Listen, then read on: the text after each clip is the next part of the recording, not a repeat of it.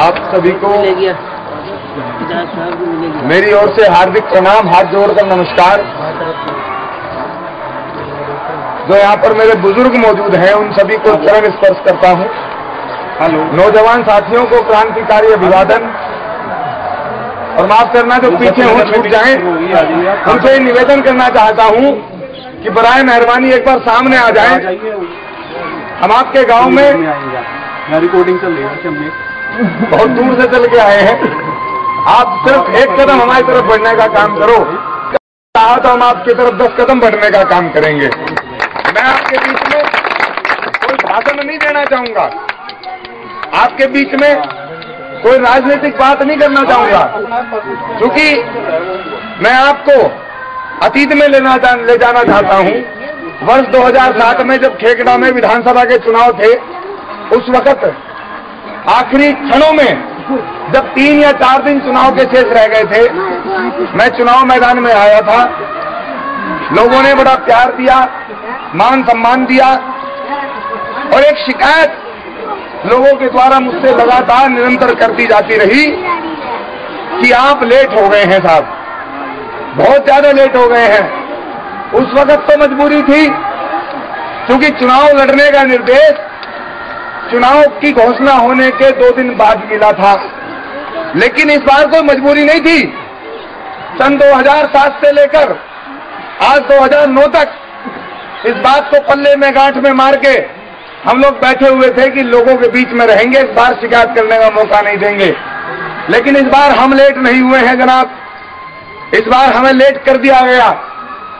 अभी सभा चल रही थी, आपके बीच में प्रशासन के कुछ अधिकारी आए, उन्होंने कहा कि आप जनसभा नहीं करिए। ये जनसभा नहीं, परिवार के लोग आपसी मुद्दों पर विचार विमर्श कर रहे हैं।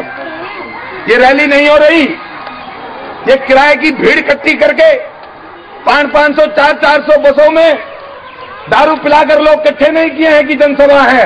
ये प्यार और मोहब्बत के भूखे लोग हैं जो अपने भाई अपने बेटे से मिलने के लिए आए हैं। मैंने ऐलान किया था चुनाव हारने के बाद कि मैं आपके क्षेत्र में लगातार लोगों के संपर्क में बना रहूंगा। माफ करना, 50 बार 40 बार नहीं आया हूंगा, लेकिन 15-20 बार आपके गांव में चुनाव हारने के बाद भी मैं आया। क्योंकि बात सिर्फ निर्वाचन और मतदान की नहीं है, बात सिर्फ राजनीतिक दल की नहीं है, बात मायावती, मुलायम सिंह या भाजपा कांग्रेस जिंदाबाद की नहीं है।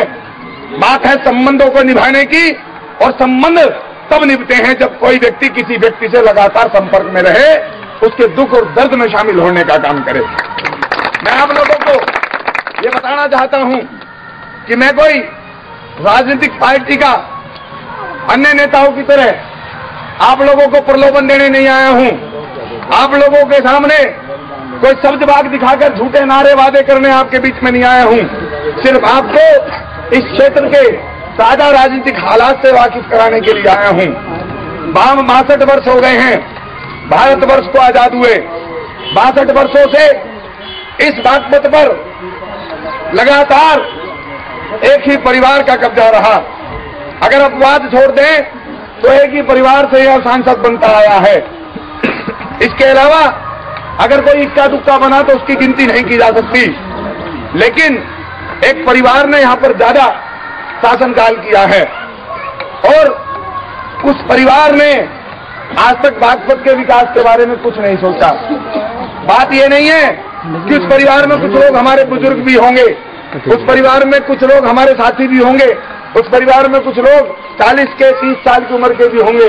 लेकिन जब परिवार के अंदर बात चल रही है तो परिवार के अंदर परिवार की गलती का तज़किरा और विचार विमर्श किया जा सकता है।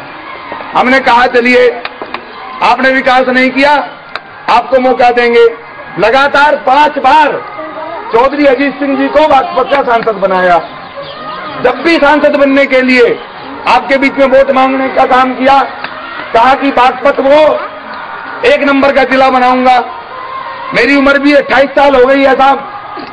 लगातार 15 साल का तो मुझे भी याद है जब से मैंने होश संभाला है, ये भाषण सुनता आ रहा हूं कि बागपत को 1 नंबर का जिला बनाऊंगा। मैं पहले कहता था कि चौधरी अजीत सिंह झूठ बोलते हैं, लेकिन अब मुझे यकीन हो गया कि चौधरी अजीत सिंह झूठ नहीं बोलते, बड़ी सच्ची बात कहते हैं। वो बागपत को पहले नंबर का जिला तो बनाना चाहते हैं, लेकिन ऊपर से नहीं, नीचे से पहले नंबर का जिला बनाना चाहते हैं।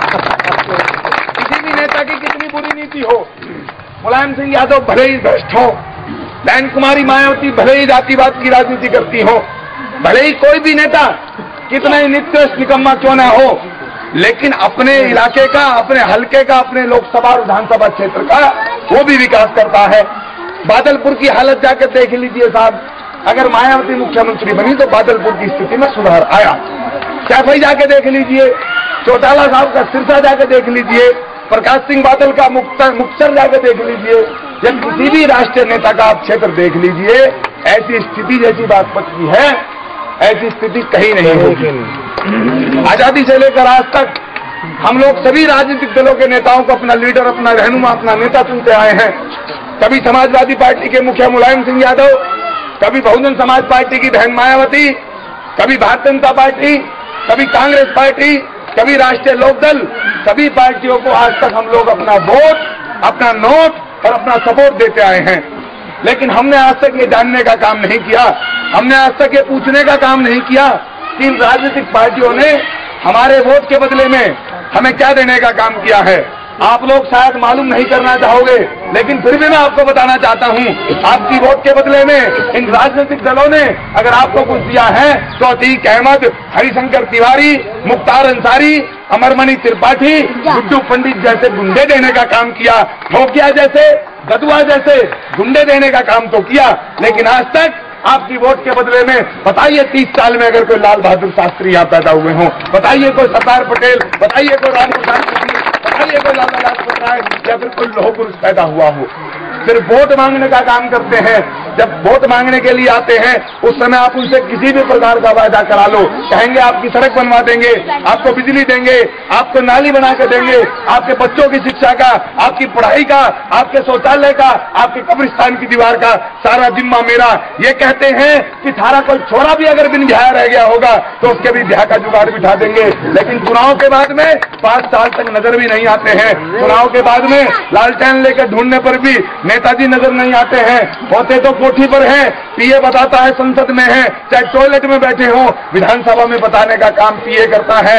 आप लोग 5 साल तक अपने नेता को गाली देते हो और वो आपको 5 साल तक गोली देता है, और गाली और गोली की परंपरा आज तक चलती आ रही है। हम लोग रोजाना गाली देते हैं कि सपा ने, बसपा ने, कांग्रेस ने, भाजपा का, इन पार्टियों ने हमारे देश का, हमारे क्षेत्र का नाश कर दिया।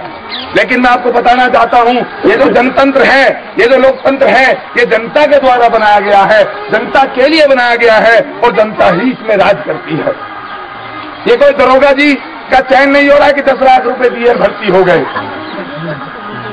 ये कोई पटवारी का चैन नहीं हो रहा कि 2 लाख रुपए रिश्वत देके भर्ती हो गए। ये एमपी सांसद जो बनता है, सरकार आप पे थोपने का काम नहीं करती है। ये मुख्यमंत्री तय नहीं करती है कि आपके क्षेत्र में कौन विधायक होगा, कौन सांसद होगा। ये तय करने का काम जनता करती है कि हमारे क्षेत्र में कौन सांसद होगा, कौन विधायक होगा। जब जनता खुद इन लोगों को चुन रही है तो मैं समझता हूं कि ज्यादा जिम्मेदार जनता है। जनता के पास न्यायिक ताकत है। जनता चाहे तो सड़क में ला सकती है, जनता चाहे तो गद्दी पर बिठा सकती है। जिस प्रकार एक अदालत होती है, अदालत में एक मुलजिम होता है, एक गवाह होता है, तो अदालत में ज्यादा जिम्मेदारी जज की बनती है। चोर का काम चोरी करना है, वो तो रोज चोरी करेगा, लेकिन मजिस्ट्रेट को ये चाहिए कि उसको हर बार बरी ना करे। आप लोग 5 साल में जब मतदान करने के लिए जाते हो तो उस वक्त आप जज होते हो, और ये कहते हैं कि समाजवादी पार्टी का प्रत्याशी है, बसपा का प्रत्याशी है, बड़ी पार्टी है, इसको तो जीतना है, भाजपा है उसका जनाधार है। ये बात अगर कोई विदेश में बैठा हुआ व्यक्ति करे तो समझ में आती है, ये बात अगर कोई और व्यक्ति करे तो समझ में आती है। जो व्यक्ति खुद वोट देकर किसी को मुलायम सिंह यादव, किसी को ओम प्रकाश चौटाला, किसी को मायावती बनाने का काम करता है, वो उनकी ताकत से डर जाता है। ये बात मुझे बिल्कुल समझ में नहीं आती है। कोई मायावती कब तक मायावती रह सकती है जब आप वोट नहीं दोगे? कोई मुलायम कब तक मुलायम रह सकता है? कोई अटल बिहारी वाजपेयी, कोई अजीत सिंह कब तक नेता रह सकता है? नेता होने के लिए लोकतंत्र में क्योंकि सिरों की गिनती सबसे बड़ी शक्ति है, जिसके पीछे जनता है वो सबसे बड़ा नेता है, इसीलिए वोटों का होना जरूरी है, और वोट जिसके पास है वो सबसे बड़ा नेता है। इसीलिए ये मानकर